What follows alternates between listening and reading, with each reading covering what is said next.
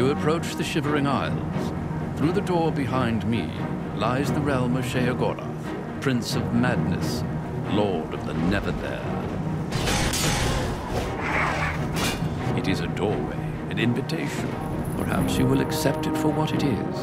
Enjoy your stay. Despite the fact that Xbox 360 owners still fast-traveling their way through the Elder Scrolls IV Oblivion have been given periodic updates via Xbox Live, all of the added content kind of feels like scraps thrown from the Bethesda dinner table.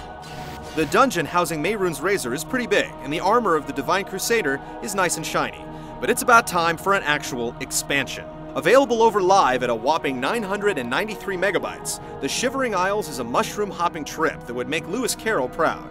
But will this wonderland make you crazy in a good way? I'll calicrack the find-do. I will. You tear-at it.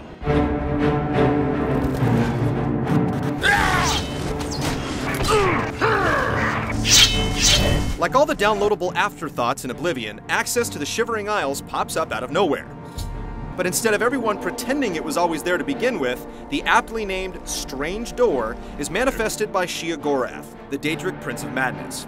Passing through it introduces you to his manservant Haskell, who treats you with an eye-popping intro to this weird new world. The Shivering Isles are a reflection of our Lord Sheogorath. The fanciful island is separated into two parts, the bright and cheerful Mania and the dark and depressing Dementia. These areas are ruled by their respective royalty, a drug-induced duke and an obsessively paranoid duchess. You're going to learn who keeps secrets, who conspires against me. Your missions will either come from these certifiable heads of state or the other touched inhabitants who offer up several bizarre requests. You got some skooma, eh? Right, buddy? The story's greatest strength is that it gives you a fair amount of choices in what direction you want to take your adventure in, while the previous downloads have all been quite linear.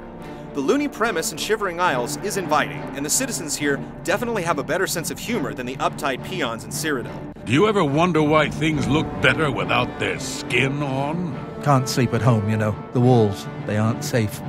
But the "we're all insane" gimmick wears thin after a few silly interactions. Haskell seems like the only character voiced by a new actor, and the dialogue tends to drag on. You are here because you chose to enter. You were not summoned. If you can pass the gates of madness, perhaps the Lord Sheogorath will find a use for you.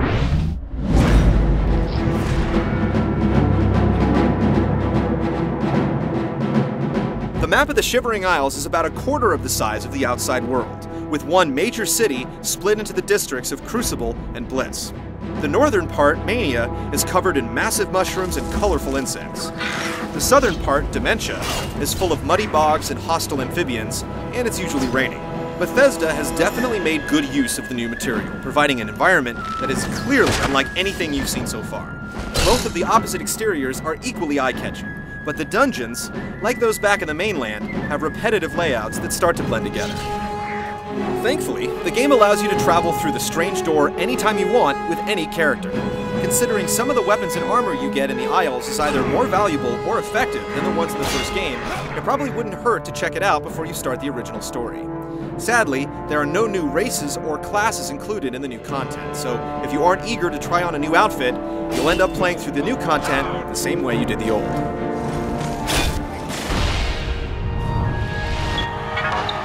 I need a champion for those that have other ways into my realm.